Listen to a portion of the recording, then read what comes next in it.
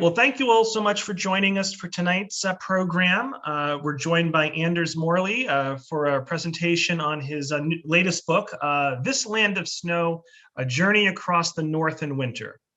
By the way, this wasn't in the official write-up, but I did receive word that Anders' book actually won, it was a winner of the 2021 National Outdoor Book Award. It was first place in the Journey category. And Anders is the very first winner of this award. So congratulations to Anders, big accomplishment. Every journey begins with a single step, or as in Anders Morley's case, the shush of cross-country skis. In his 30s, happily married and living in a faraway country, Morley was pining for the silent and snowy winters of his New Hampshire home when he decided to explore his long-standing love of winter. He then set off alone to spend the 4 coldest months of the year traveling on skis across the half-wild country of northwestern Canada. So tonight we're going to enjoy fascinating and insightful glimpses into life at the edge of the greatest northern wilderness, the history of cold weather exploration and Nordic skiing, the Right to Roam movement, winter ecology, and more. A dual citizen of the US and Canada, Anders grew up in New Hampshire and began skiing at the age of 5. After earning a master's degree from the University of St. Andrews in Scotland, he settled in Italy, where he worked as a translator and English teacher and explored the Alps in his free time. He's contributed regularly to New Hampshire Magazine, and his work has appeared in a variety of other publications. So all of us watching live on Zoom and those that will watch later on demand on YouTube, let's give a big virtual round of applause to Anders for joining us here tonight. And Anders, you can take it away. Thanks so much. Great, thank you very much for that introduction, Robert. That was quite the introduction. Thanks for the round of applause, which I thankfully can't hear because I would blush. And thanks also to the Friends of the Tewksbury Library for the opportunity to be here virtually and to be talking to you this evening.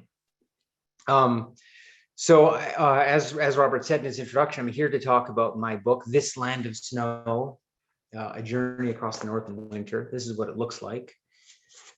And it came out about a year ago now. And it tells the story at its most basic level of an entire winter I spent traveling across northwestern Canada on cross-country skis. It was a few years ago now. It was the winter of 2012 and 13.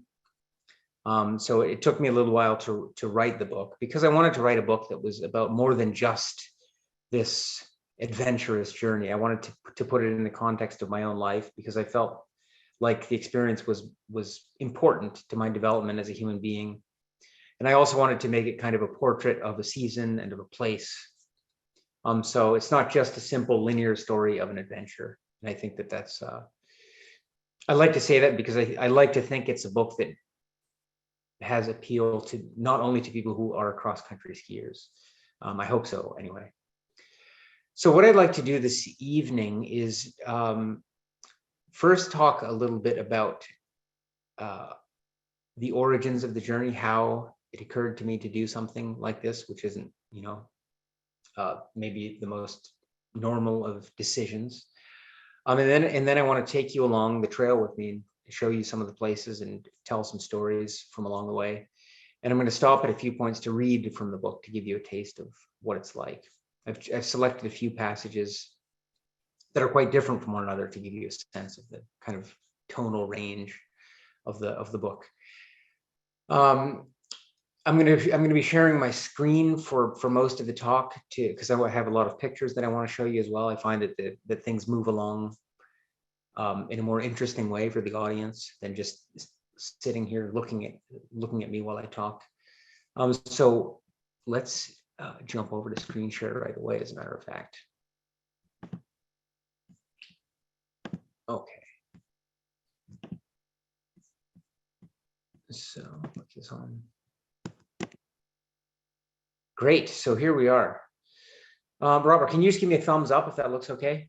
Looks okay. Good, thank you. All right.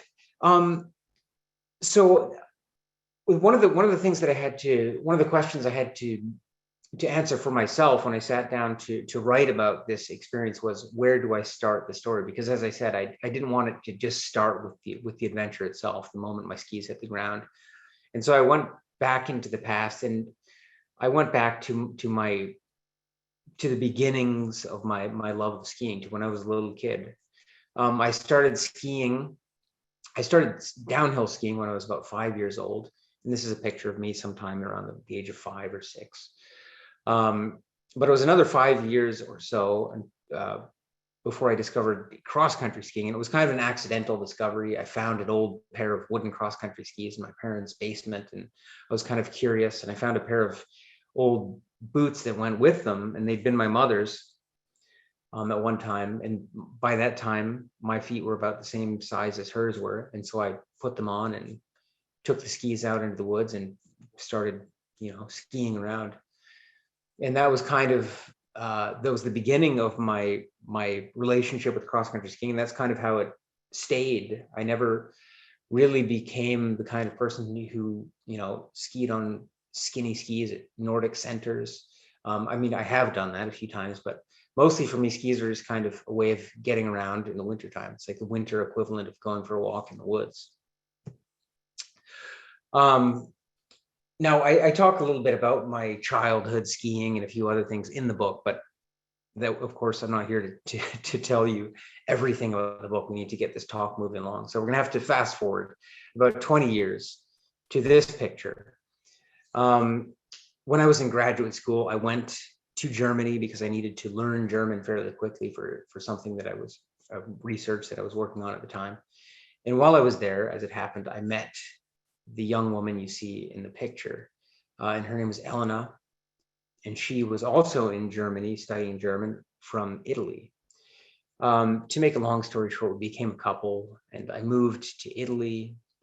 We eventually got married a few years later, and I lived in this city that you see in this photograph in northern Italy. It's called Bergamo, and you can see the foothills of the Alps just in the background. So just to the north of the city, the Alps rise, and the city's sort of right at the edge of where the plain meets the Alps. And it's kind of it's a very pretty place, and the city is pleasant in many ways.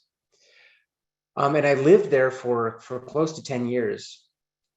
But for whatever reason, after all that time there, I started to feel a really deep sense of unease. It's hard to describe, and it's hard for me to imagine my way back into it. It was so, it was just really unsettling. Part of it was homesickness. I missed New Hampshire. I missed kind of the northern forest, open spaces, quiet. Italy's a very busy country, but it was more than just homesickness. It was also a sense that somehow I was not living the kind of life that I had imagined I would be living by that time, when I was, say, in my early 20s. And I started to blame this sense of unease on my surroundings, and I became very unhappy where I was, and I started to I became hypercritical of everything in Italy, and just kind of wanted out. And it was in this context that I started doing a lot of daydreaming. I started reading a lot of books about the kinds of things that reminded me of home. And I somehow, in this turbulence, hit on the idea of going for a long ski trip. And it really happened one day when I picked up a copy of the National Geographic magazine at a newsstand, which was something I just did now and then because it's an interesting magazine. And I got home to our apartment in Italy, and I opened up the magazine, and it fell open to this 2-page spread that you see on the screen before you now, of this man fording a river in what I discovered was Alaska. I didn't know that at the time. But before I'd even read the story that this picture was attached to, it just jumped out at me. It's something said, this is what you need to be doing. Like this is the perfect, this here would be the perfect medicine for whatever it is that's ailing you. And And so from that moment on is when I started to seriously think this is kind of the moment when this idea of going for a long self-propelled journey, which is something that I had wanted to do for a long time, and my love of cross-country skiing came together, and I realized I could go on such a long self-propelled journey in the wintertime on skis. And so I started thinking about where would I do that, and soon I hit on the idea of Canada. I happen to be a Canadian citizen, as Robert mentioned in the introduction. My dad is Canadian, and so I could be in Canada for as long as I wanted to without having to worry about immigration status or anything like that. And so I started kind of planning as I went, through my days and went to work in Italy for months. And in the following winter, I spent a lot of time up the Alps, exploring on my skis with my little dog you see in this picture here. And I started reading lots of books about exploration on skis. A lot of those books would have a few pages at least on the guy you see on the screen now, Friedrich Matson. Friedrich Matson is probably the most famous Norwegian explorer, and he'd been kind of a hero of mine in my early 20s. Not so much because of his famous exploits, like crossing the Greenland ice cap for the first time and coming closer to the North Pole than anyone had before him, but really just because of his attitude to skiing. When he was at home in Norway, he saw skiing as kind of the way that you got around in winter. It's the most sensible way to get from A to B in the wintertime. And I loved this anecdote that I'd read about him when he was a student, and he went to university in Bergen on the west coast of Norway, but his family lived in Oslo and on the east side of the country. And they're about 300 miles apart. And I had read that at least one occasion, when the Christmas holidays came around, rather than take the train back to Oslo, as all of his fellow students did, Nansen just strapped on his skis and skied 300 miles over the mountains to see his parents. And I thought that was fantastic. And that was kind of the spirit I wanted to infuse into my journey. It was like I saw myself as just going for a long walk, and I wanted to be in a place that was populated but sparsely populated. I wasn't looking to become a polar explorer or something like that. I wanted to become acquainted with the North, but the North as a place where there's a kind of human culture of northernness, but a culture that's sort of at the edge of the wilderness. Now, the problem with all of this thinking that I was doing while I was in Italy was that I had, as I mentioned before, I had become a married man in the meantime. And I didn't mention any of this to my wife. She knew that I was deeply unhappy, and she was worried about it and didn't really know, how to deal with it herself. So when I mentioned to her that I was thinking of spending the following winter skiing across, taking 4 months off of work, going to Canada and trying to ski across the country, she did not react well. She's not a particularly outdoorsy person. She doesn't like the cold. So it was sort of beyond her ability to comprehend. But nevertheless, I persisted. And so the year between that time and when I actually departed was not a pleasant time for my marriage. And by the time I left, I was all but convinced that I was not going to be coming back to Italy, and that this would be the end of my marriage. Now, this theme of sort of a marriage on the rocks is pretty central to the book. It's kind of a secondary plot line, I guess you could say.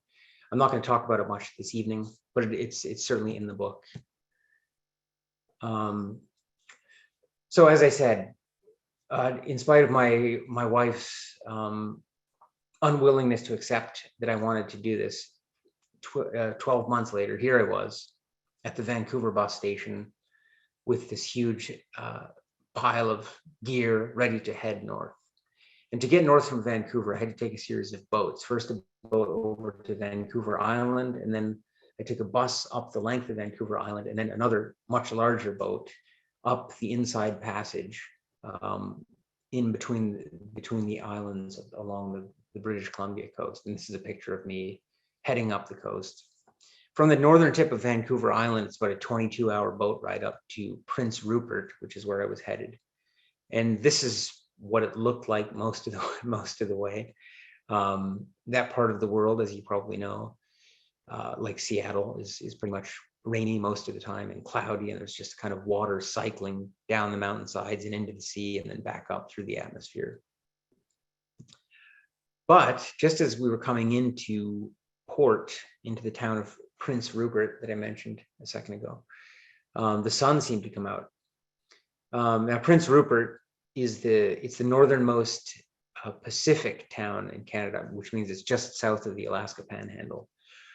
And they claim to be the rainiest town on Earth, actually. And so the fact that the sun was coming out as I was coming in seemed to me like a good omen. Actually, let's go back to Prince Rupert for a second. I didn't expect to find to snow at sea level in Prince Rupert. It doesn't snow very much there at sea level, like much of the Northwest coast. So to get snow, you have to either go up high or go inland 50 or 60 miles. And so what I did when I got to Prince Rupert was put my skis and my sled and a few other snow-related things on a Greyhound bus and have them freighted inland to the first town to my east, which is called Terrace. It's about 90 miles inland from Prince Rupert. So that gives you a sense of the kind of the remoteness of this area, that the nearest town is 90 miles away.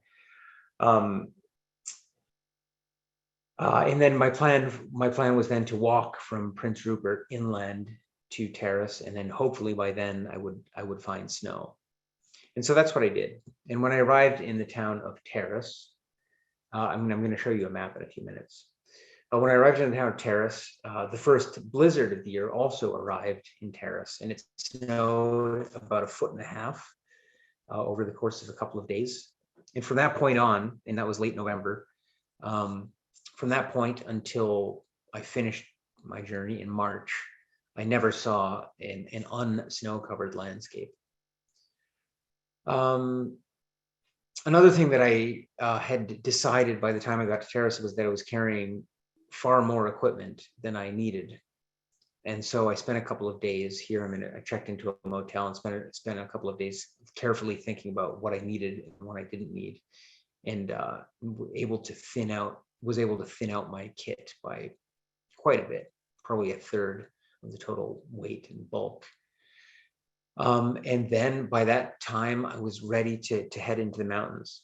And at this point, I want to stop and read a first passage for you about the moment that I first head into the coast mountains of northern British Columbia, in a range called the Kitimat Range. And I wanted to get out of town. Terrace is not a very big town, but it's kind of a major commercial center for all of the little valleys around there. And so there's kind of a bit of a sprawl around the edge of it, and I wanted to get past that. So I decided the best way to do it was just to call a taxi to kind of drive me 3 or 4 miles out of town so I could start skiing. Wet snow was falling when I called a taxi to take me out of town. The driver had bleach blonde hair and a bowl cut. He must have been my age, but looked like he'd walked off the page of a surfing magazine from circa 1986. As I filled his cab with my unwieldy traveling equipment, he stood by in his summer weight duds, shoulders hunched in that irrational reflex to precipitation, and watched. He was friendly enough, more than happy to talk as we rolled out of town. Despite having lived in Terrace all his life, he knew almost nothing of the terrain beyond its downtown. The Copper River, my destination 10 minutes up the highway, rang only the most muffled of bells, and that's if he wasn't bluffing. It took patience to convey to him what I was up to. He had trouble wrapping his mind around some aspect of the journey. The idea of skiing tripped him up. No, I seemed to remember lecturing as wet snow splattered against the windshield, not behind a motorboat, the kind where you slide over the snow. But he also stumbled on the geography involved. You're right, I conceded. The road does go to Smithers, but the distance is shorter over the mountains where the road can't go. Did I see a gun in your stuff? He asked at one point. Yes, you did, I said. Cool, what's that for? Grizzlies, maybe? No way, grizzly bears? I'm hoping they're asleep now, but these mountains are full of them. He stopped to think. Seriously? Crazy. I guess they would be, wouldn't they? I never thought of that. I saw where a logging road went into the bush, just south of where the Copper River met the Skeena. Do you mind pulling in here? I asked. No problem, he said. He drove in 50 yards to a place wide enough to turn around in and stopped. Here we are, I said. I paid the fare and we both got out.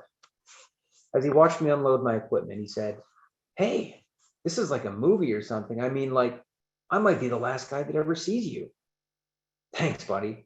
Oh, sorry, but just in case, what's your name? Anders Morley. Andrew Swirly? No, A-N-D. I mean, yes, Andrew Swirly works. I thanked him for the ride and took down his number in case I ever needed a lift back to Terrace.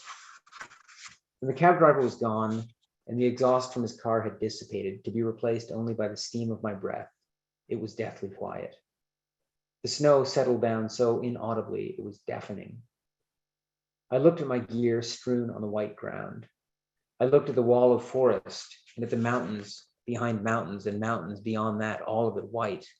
I sensed in my bones that there was a continent beyond those mountains, clenched in frost and covered over with crystals of snow that would sting. What am I doing? I don't want to do this, I said into the silence. Do you realize what you're getting yourself into? I was suddenly aware that I had not considered this particular question before, that I never really, until now, could have. I had a towering premonition of the discomfort and pain that I knew must be my almost constant company for months to come. But then I felt cold. I learned very quickly that living outside in the wintertime leaves no time for standing around thinking. Movement is the creed of the northern winter, and until movement generates fire, it must be ceaseless. So I briskly set about assembling the hauling system for my sled and loading my food and camping equipment. I had never pulled the sled before, I would have been embarrassed to admit. I decided to try first without using skins for traction. I rubbed gripped wax into my skis, slid into my harness, and pulled, but nothing happened. I thought of Buck, the invincible sled dog in the Jack London story, and then tried again, but the suggestion did nothing to make my sled budge. There was no precedent for this in my skiing experience.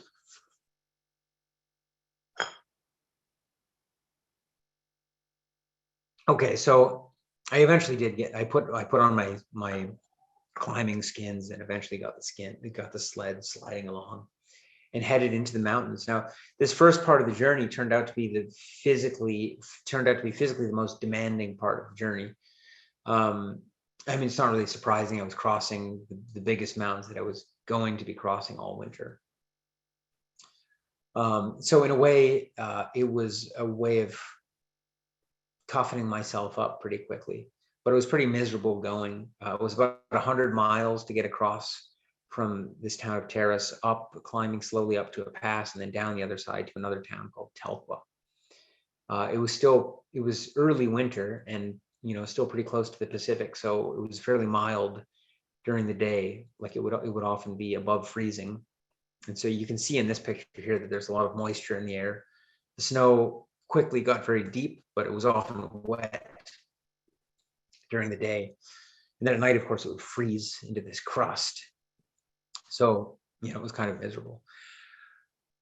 Fortunately, for the first 20 miles or so, there was a snowmobile track that had broken a trail, so that made the going pretty easy. You can see in this picture that I'm not wearing a lot of clothing, so yeah, it was still fairly warm by day.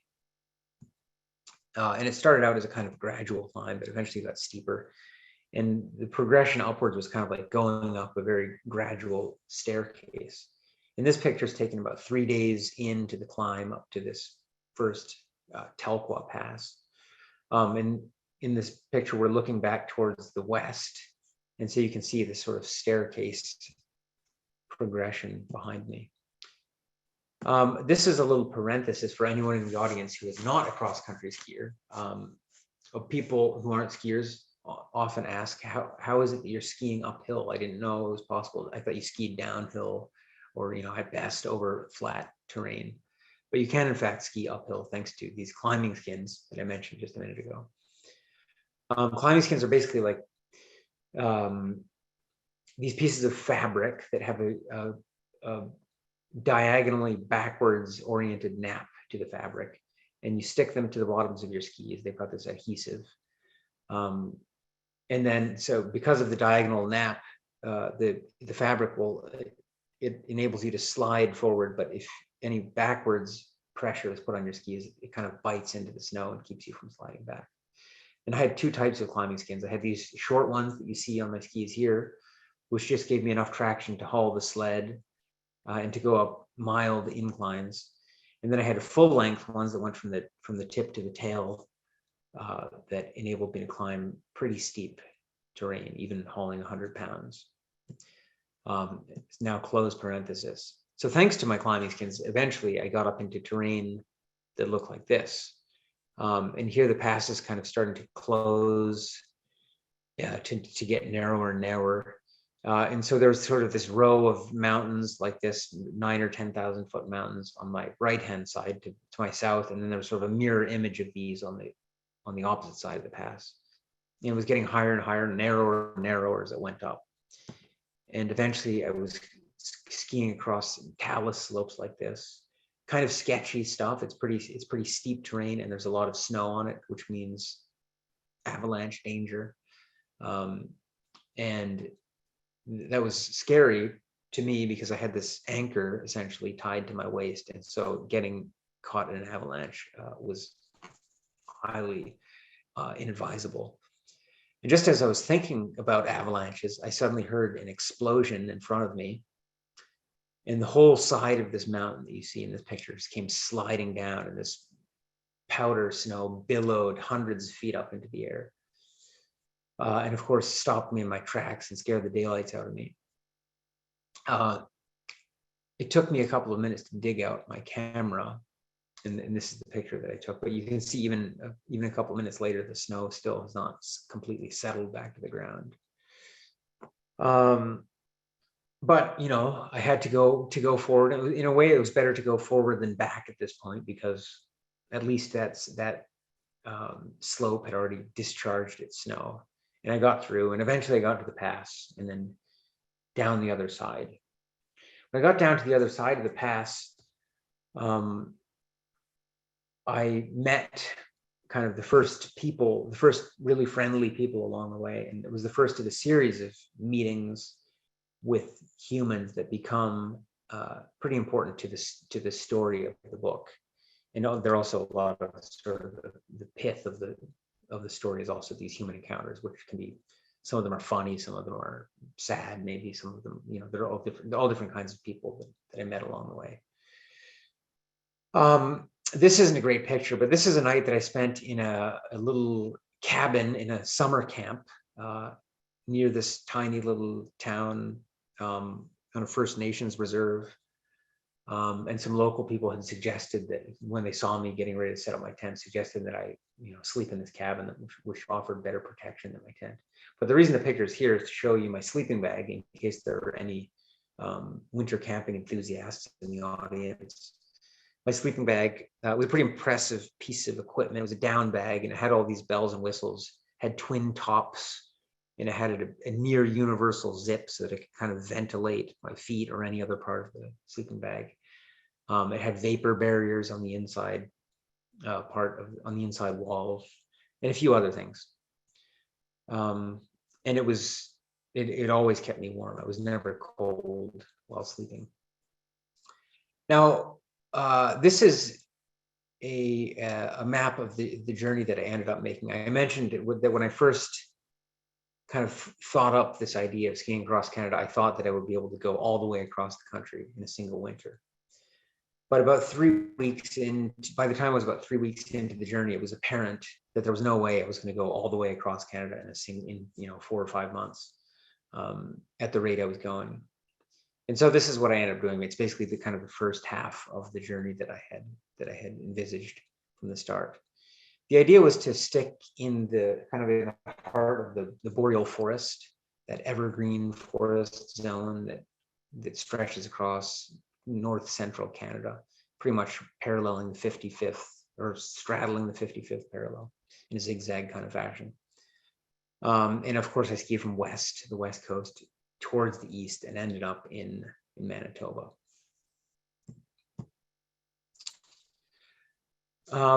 There's no single trail that crosses that part of Canada. A lot of people have asked me if there, were you following a specific route for skiers or hikers? And the answer is no. There is a thing called the Trans-Canada Trail, which goes across southern Canada. And it's kind of a fragmentary trail that uses lots of roads and other things. But I had to kind of piece together my own route. And so for some of it, I used conventional like hiking trails that to get across that first mountain range, for example, I was just following an ordinary trail. But in a lot of parts of northern British Columbia, I ended up following logging roads, which some people find surprising. But you have to realize, so these logging roads are essentially one lane, gravel, strips of gravel going through these vast swaths of forest. This is a logging road here, but this is kind of a main artery. It's got 2 lanes and it's got electrical wires going along it.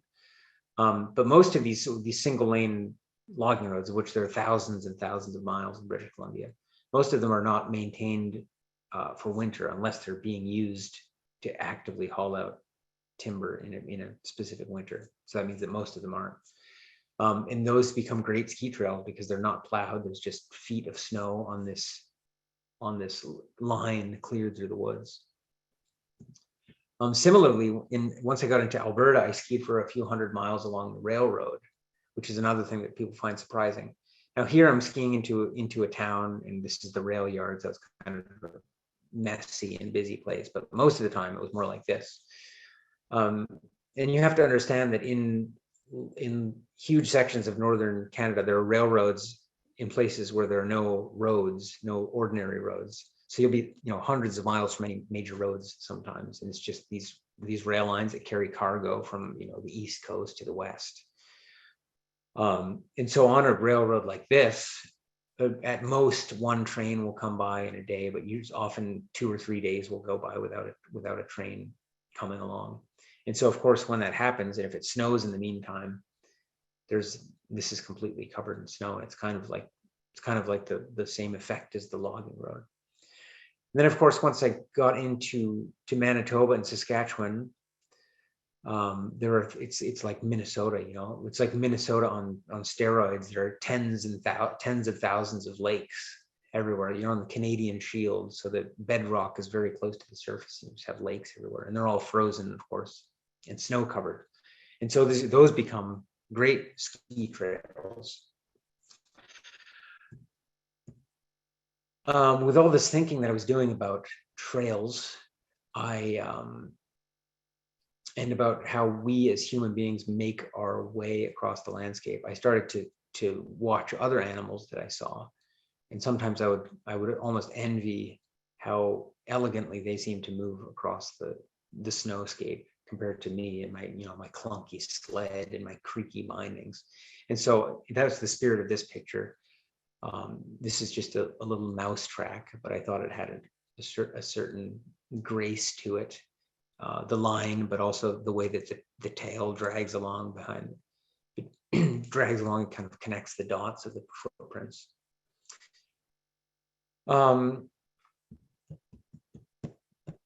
At this point, actually, no, I'm going to wait a minute. I want to read something about trails in a few minutes, but I think I'll do that at the end. This is a picture of the Peace River, which is the most important river that I crossed. And the interesting thing was that it's a north flowing river. So at this point, I was actually in the Arctic Ocean watershed. This water eventually flows north into the Slave River and then the Mackenzie River, and then finally into the Arctic Ocean. So that kind of gave me a bit of a thrill to know that I was skiing across Arctic bound water. At this point, we've crossed into Alberta, and the thing about Alberta is it's different from the other 3 provinces, British Columbia, Saskatchewan, and Manitoba, that I skied through, because the prairie pushes farther north in Alberta. And so I mentioned a minute ago that most of my skiing was done in kind of that northern forest, the boreal forest. It's all, dense spruce and fir forest. But here, every now and then, I found myself almost forced down onto the prairie, and I would have to ski for a few days through terrain like this. And it happened to be January, so the coldest time in the winter, and it was very windy and exposed. So some of the coldest moments of the winter were spent here in Alberta. This is a village, a little, well, not even really a village, just a little cluster of houses along the railroad track. But I liked the scene. In some ways, it kind of encapsulates the whole winter. These often you have these long morning and afternoon twilights with these colors infused in the atmosphere. I mentioned that I was skiing, down onto the prairie now and then, and I, would see things like grain elevators, which I hadn't necessarily expected to see. And it was here in north central Alberta that I came to the first of 3 really big lakes that I skied across. So I skied across many, many lakes, over the tens of lakes over the course of the winter, but there were 3 big ones. And the first one was this one, Lesser Slave Lake. And here I want to read another passage. It's actually about skiing in this area. So I skied kind of mostly along the south shore of this lake, but then the last day in that area, I actually struck out across the lake at a diagonal to get to the next spot I wanted to reach. The day was bright and clear again. The snow glimmered like a billion tiny crystals suffused with the soft honey light of the low winter sun. I came to the edge of Lesser Slave Lake at a place called Canyon Creek. Silence hung over summer cottages, and the atmosphere was a muffled pink twilight as the moon rose ahead of me, just shy of full. I looked for a trail down to the lake and eventually found one like a bobsled chute that shot me out into the open. I set up my tent in record time. The hard wind pact on the lake ice made a natural platform, sparing me the usual preliminaries. Soon I was inside cooking on my stove and changing into my warm camp clothing. When I opened the top part of my tent flap to look at the northern sky, it was crisp and beautiful, but the opening quickly drained the heat inside, so I closed it again almost at once. A distant buzzing in the dark turned into a snowmobile. Its headlight enveloped my tent as it approached. The driver killed the light and engine, and all traces of them were neatly swallowed by the void. The machine was just a few feet from my tent. "Hi there," I said into the stillness. "Hi," said a woman's voice. "Nice night." "Yeah. What are you doing?" "Just eating my supper," I said. "You okay?" "Yep. You?" "Yep." "Well," said the woman, "have a good night." "You too." Then a sharp vroom, and every trace of her was gone. Wind is invisible sometimes in the Alberta winter. On the lake, the snow was packed. In the fields, it was looser, but looked the same, serene and undisturbed. The spruce trees, as well as the larches that I now noticed shooting up, stood stiff in the north wind. The trembling aspens, having no leaves, did not tremble, nor could I perceive the wind as resistance or pressure against my body. I could only feel the heat being sucked off me and was sometimes startled by the sporadic snapping of my windbreaker when the wind changed speed or direction. In the morning, I had taken out my camera to get a few pictures of the lake. I still slept with my batteries then, and to keep them warm, I held them near my skin during the day. The icon on my camera display registered a full battery when I put one in, but I'd been outside the tent not 5 seconds when it shot to a flashing red and was drained. That is how the Alberta wind carries off warmth. Skiing on a big lake is much different from skiing on small ones, which was all I'd ever done before. Owing to their constant exposure to the wind, big lakes like Lesser Slave Lake tend to hold relatively little snow. What snow they do hold is in drifts and is densely packed. The going can be bumpy, especially with a sled jerking around behind you, and when your skis don't meet with a lot of resistance from loose, heavy snow. Then there are the pressure ridges that form along cracks that can be miles long, where 2 plates of ice collide. One is forced upward, one downward, like subduction in miniature. The ridges can be 10 feet high or more on big lakes, and when you cross them, you have to be careful of open water. In places, the snow had been swept off the ice where the water had frozen solid before any snow could mix with it, and there were windows into the dark water below. Skiing over this jagged and drifty expanse, my shadow stretching towards the north, in the shore, far enough away to forget about, I imagined myself as Nansen traversing Greenland. or the Arctic. When I stopped for a snack and a hot drink from my thermos, I saw a wolf trotting out across the lake 60 yards behind me, bound for the desolate North Shore. He seemed in no hurry and occasionally stopped to look curiously my way, but mostly he was unfazed by my silent presence.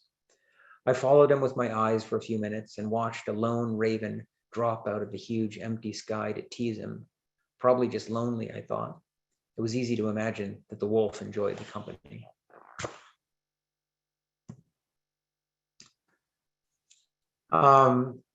So this is my camp, not that night I scribed, but on another lake farther east. But my camp pretty much looked like this every night. I had to spend a lot of time kind of tamping snow down and then set up my tent. And the tent is divided into two compartments.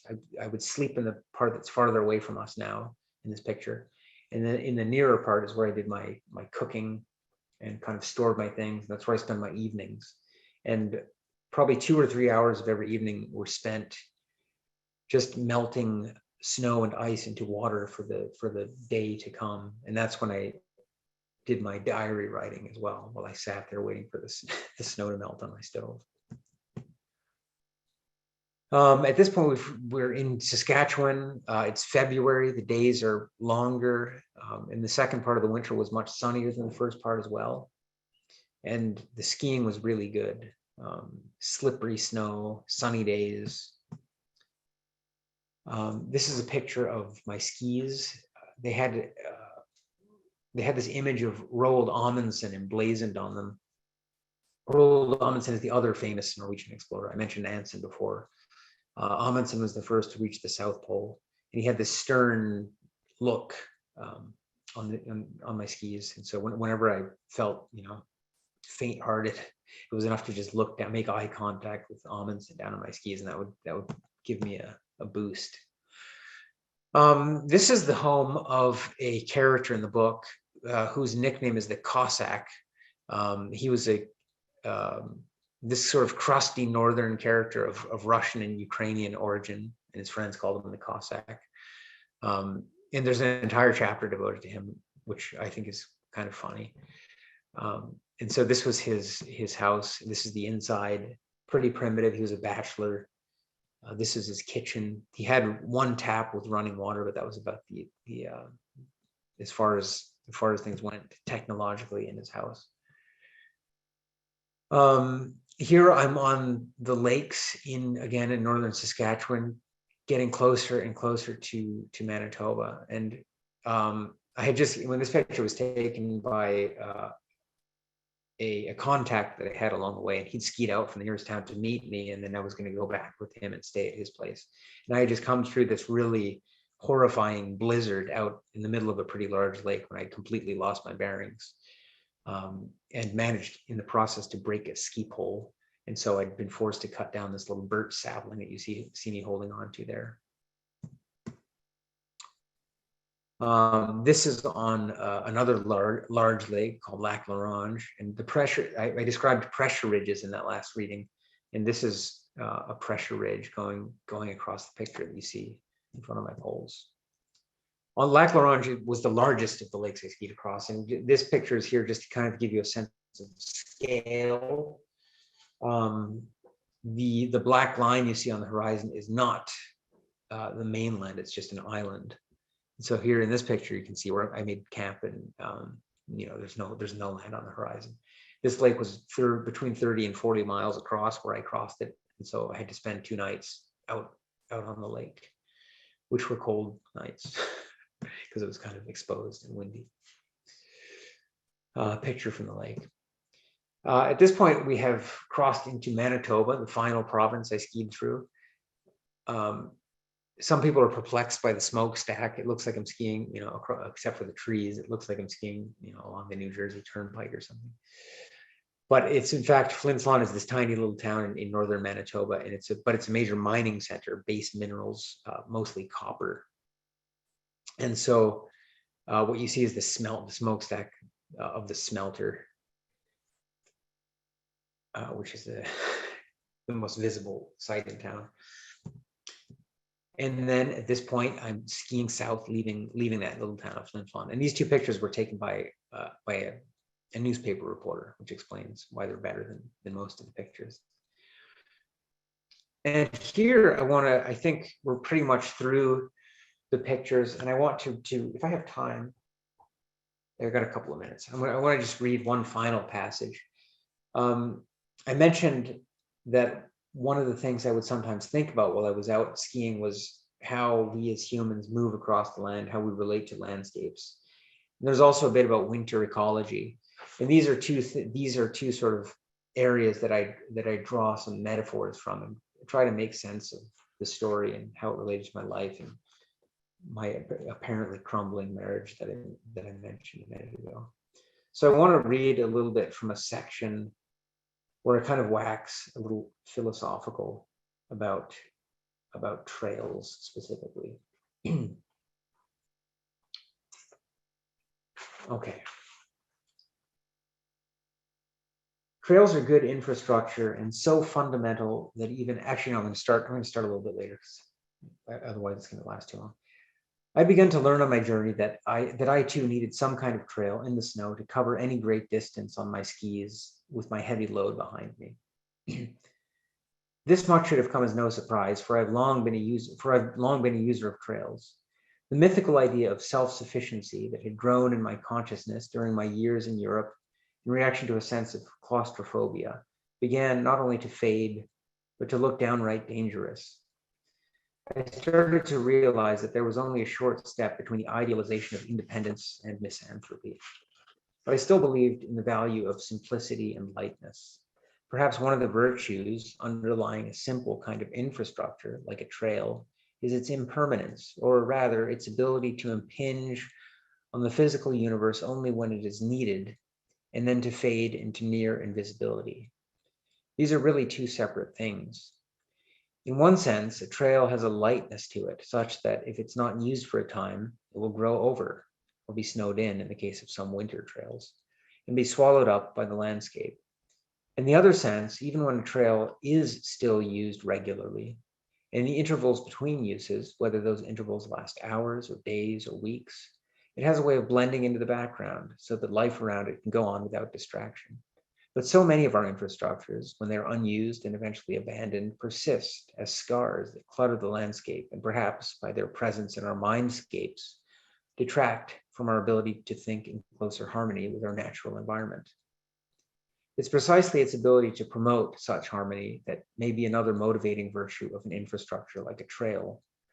Portage trails foster harmony insofar as they respond to the locomotive needs of the land's inhabitants by bringing out the potential of lakes to act as passageways without bringing harm to the lakes themselves.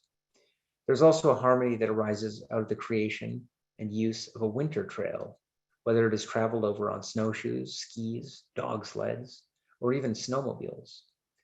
Rather than move snow out of the way like some nuisance, as we do when we plow roads, the traveler on a winter trail adapts to float on top of it, and in the case of skis, even takes advantage of snow's slipperiness to move faster.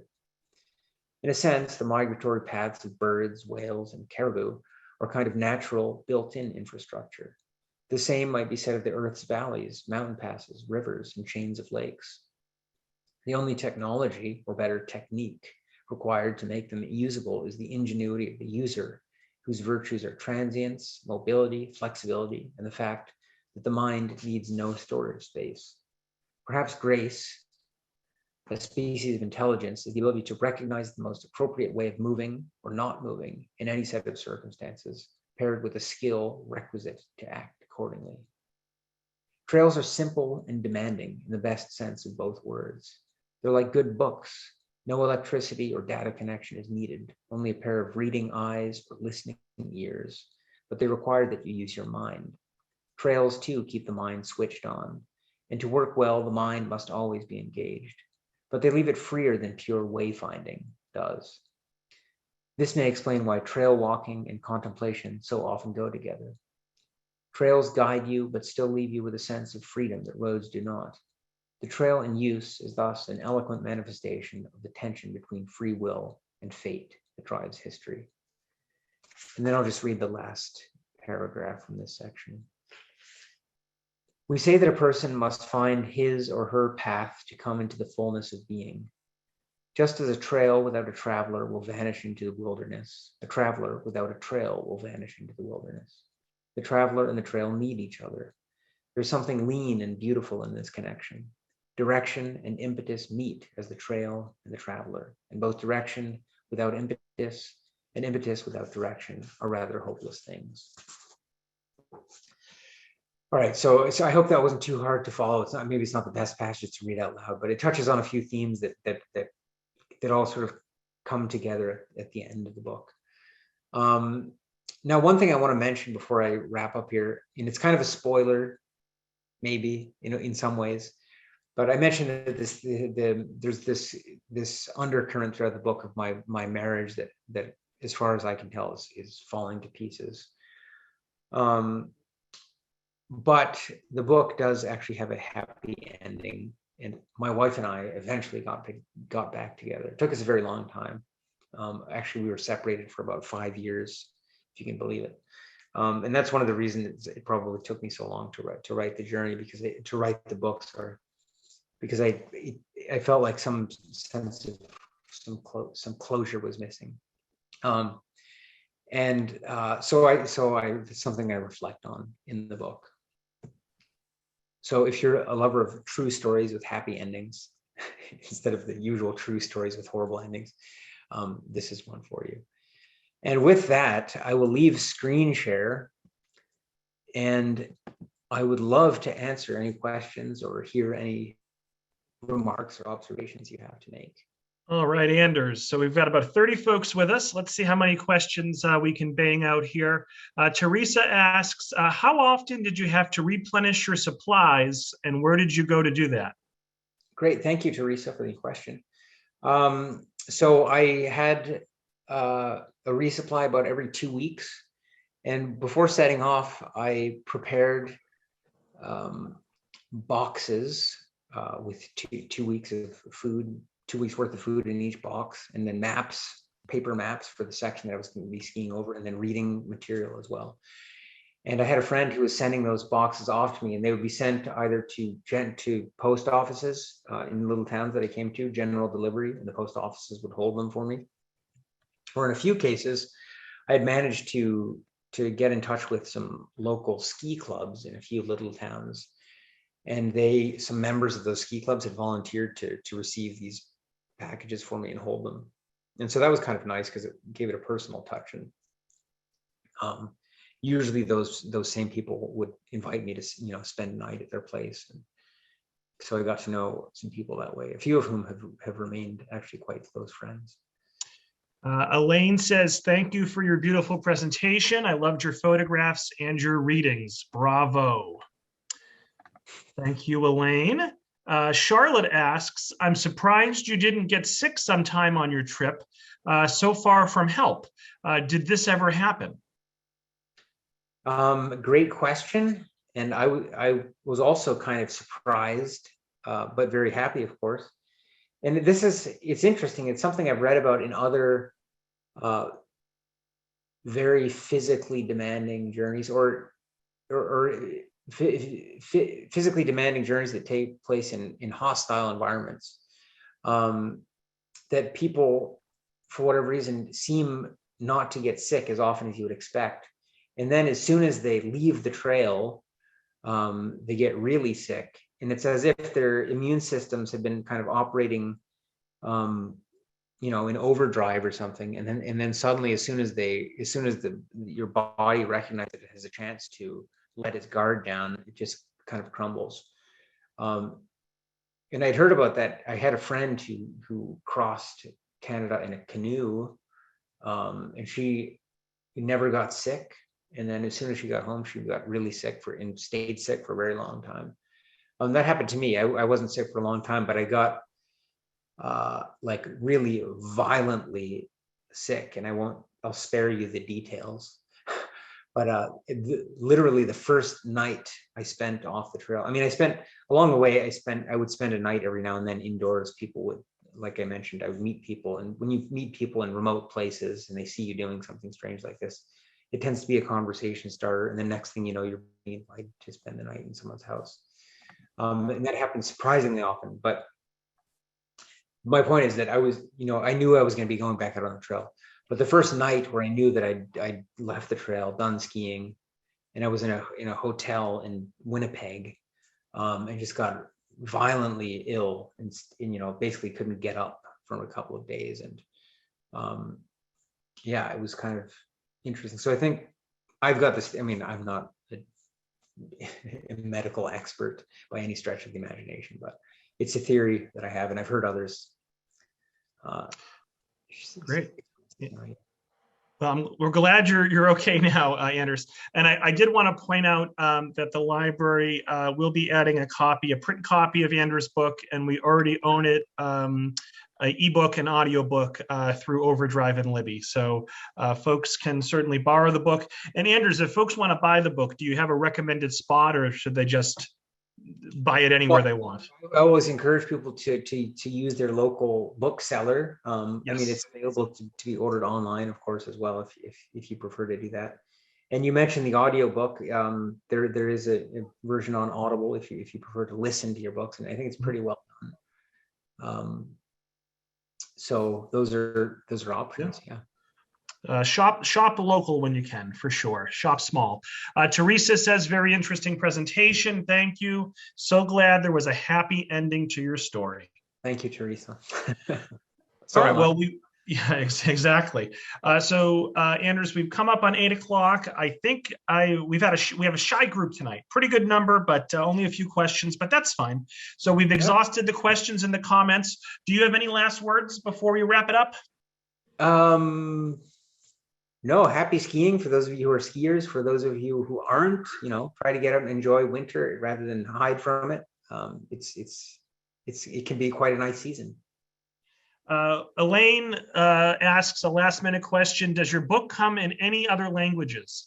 Oh, not yet. I hope one day it will. Well, it's critically acclaimed and it's award winning. So if Anders sells enough copies, then perhaps his publisher will publish in some other languages. So let's help him do that.